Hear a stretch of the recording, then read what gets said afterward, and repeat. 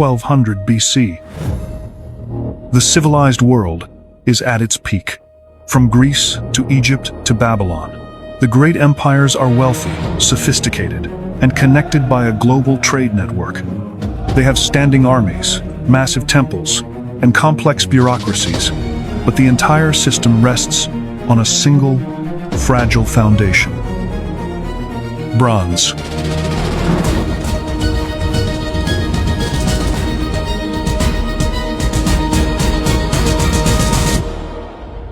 For 2,000 years, bronze has been the plastic of the ancient world. It is the material of tools, the material of art, and most importantly, the material of war. If you have bronze, you have power. If you don't, you are a slave. But there is a problem with the business model of the Bronze Age. Bronze is not a natural element. It is an alloy, a recipe. To make it, you need 90% copper, which is common. But you also need 10% tin, and tin is the rarest metal on Earth. In the ancient world, tin is harder to find than gold. It is found in only a few remote places, modern-day Afghanistan, or the distant coasts of Britain. To make a single sword, an empire needs a supply chain that stretches thousands of miles through hostile territory. The economy of the ancient world is a house of cards. If the trade routes are cut, the tin stops. If the tin stops, the weapons stop. And if the weapons stop, the empire dies. But up in the mountains of Anatolia, in what is now Turkey, a mysterious empire, known as the Hittites, is working on a secret project.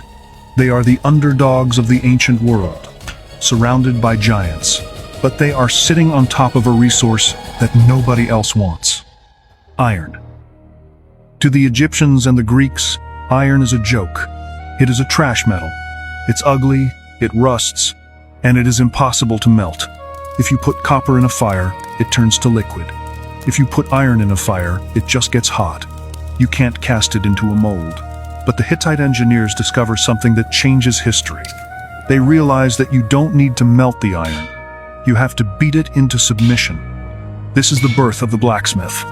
It requires a technological leap that is the ancient equivalent of splitting the atom. Bronze is easy. You just melt it and pour it like batter. But iron fights you. The Hittites had to figure out how to rearrange the atomic structure of a rock without ever actually melting it. The Hittites invent the bloomery, a superheated furnace fed by charcoal and driven by bellows. They don't melt the rock. They cook it until the impurities burn away, leaving a spongy, glowing mass called a bloom. Then, they hammer it, over and over again. They realign the molecular structure of the metal, forcing carbon from the charcoal into the lattice of the iron. They aren't just making a new metal. They are inventing steel's grandfather. The result is a weapon that is lighter, harder, and holds an edge longer than bronze. But the real advantage isn't the quality, it's the economics. Iron ore is everywhere. It is in the swamps, the mountains, and the riverbeds.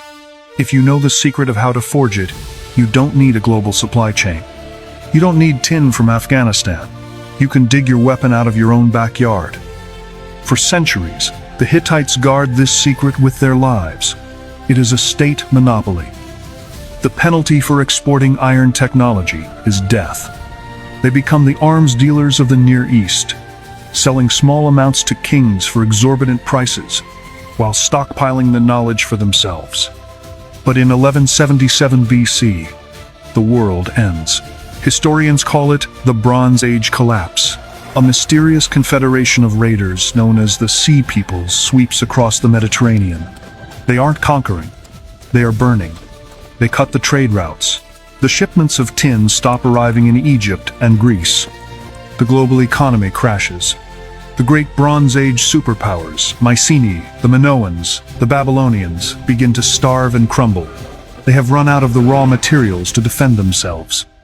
But amidst the chaos, the Hittite monopoly is broken. As their empire falls, their smiths scatter. The secret escapes the lab. Suddenly, the knowledge of iron smelting goes open source.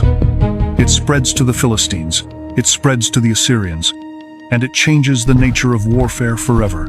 It was the first case of industrial espionage on a global scale. One day, the secret belongs to the king of the Hittites. The next day, it's being sold in every bazaar from Tyre to Babylon. In the Bronze Age, equipping a soldier was like buying a Ferrari. It was expensive. Only the elite, the nobility, and the palace guards could afford armor and swords. Battles were decided by small groups of wealthy champions. Iron changes the math. Iron is the Ford Model T. It is cheap, ugly, and effective. Now, a king doesn't need a trade route to build an army. He just needs wood and dirt. Suddenly, you can arm the peasant. You can arm the farmer. You can field an army of 10,000 men for a fraction of the cost of a Bronze Age platoon. The Assyrians were the first to realize that standardization wins wars. Every helmet was the same, every spear was the same. It was the first time an army looked like a factory product. The Assyrians are the first to fully industrialize this new technology. They become the world's first military machine. They equip every single soldier with iron helmets, iron breastplates, and iron weapons.